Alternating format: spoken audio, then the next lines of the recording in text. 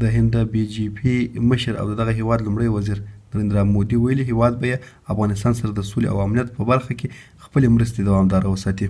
مودي دا خبرې په نوې ډیلي کې د افغانستان له پخواني ولسمشر حمید کرزي سره په تازه لیدنه کې کړې دي.